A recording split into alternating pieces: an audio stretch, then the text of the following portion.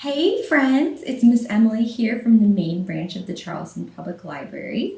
Super excited to welcome you to another round of Fairy Tale Foods. Today you are joining me in my kitchen, one of my favorite spots in the house, and we are going to be making Jack and the Beanstalk green bean baked French fries. Very easy, only takes a couple ingredients. Before we get started with anything else, we need to wash our hands. I've already done that, so I'm going to go ahead and preheat my oven to 400 degrees so that it's working to warm up while I'm working to get everything else ready.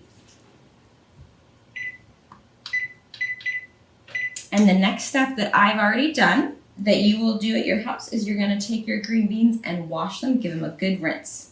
So I'm going to go ahead and change the view so you can see exactly what my hands are doing. Okay, so for your green bean fries, you're going to need just a few ingredients.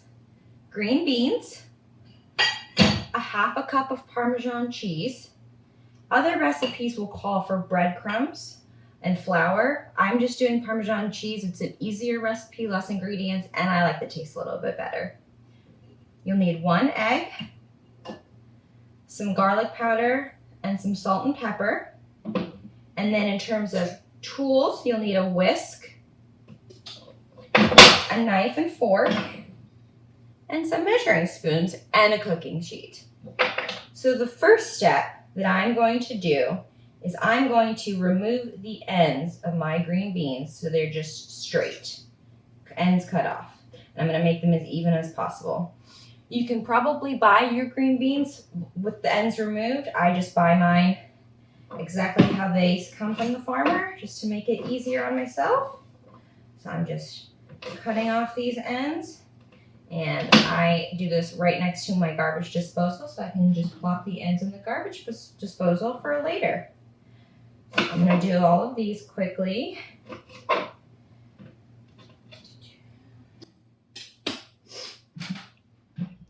So now that I've added half a teaspoon of garlic, a little bit of salt and pepper, I'm going to stir that all up with the Parmesan cheese. Make an evenly mixed. And then I'm going to take my egg, crack it in this bowl, and add 1 tablespoon of water. Again, doing this right near my garbage disposal in my sink for easy access and easy cleanup. So add the tablespoon of water. In this mixture, I'm going to go ahead and whisk it together. To coat our green beans, we're going to use our fork. I use my hands for a lot of it just because I find the fork sometimes difficult to maneuver. Parents, this could be a great way to help your kids with hand-eye coordination, fine motor skills.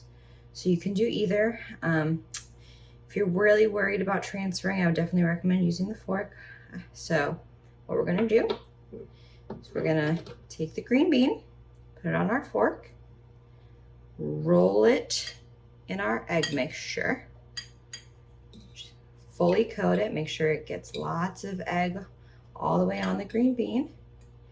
And we're going to transfer it to the cheese, do the same thing. So basically the egg mixture acts as a wet ingredient that holds the cheese on the green bean. It's not an exact science. It doesn't have to be perfectly coated. And then what you do is you're going to transfer it to your baking sheet. If you don't have the silicone liners, most people don't. I like to use them just because I get to reuse them. They're easy to clean. You can use parchment paper instead. And you may need 2 baking sheets. I always start with 1, and then if I need to add another one, I'll grab one. So we're just going to continue doing that. So roll in the egg mixture. Fully coating. And then transferring. Probably is a better idea to go ahead and use a fork for this, unless you really don't mind making a mess. Again, doesn't have to be fully coated with the cheese, just do your best. And then transfer to the baking sheet. You can put them relatively close together. It's not like cookies where they expand as they bake.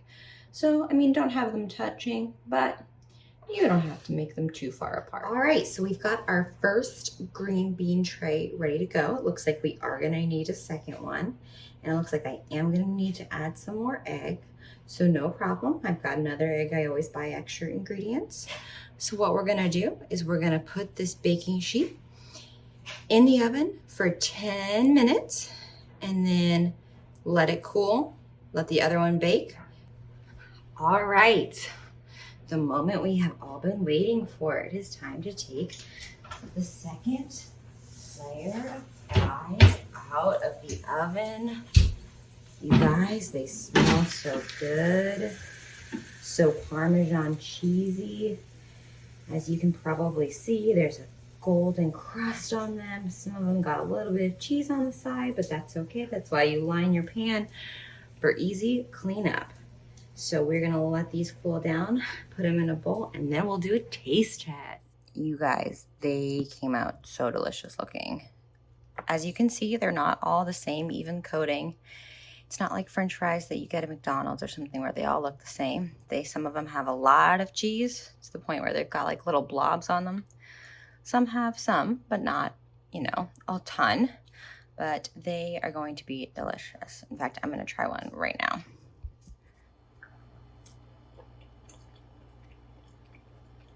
Oh yeah, cheesy and good, really tasty.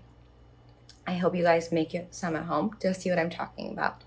And I hope that no matter what you read or watch this summer, that you're finding inspiration in books. Books can always give inspiration for things, cooking, art, anything.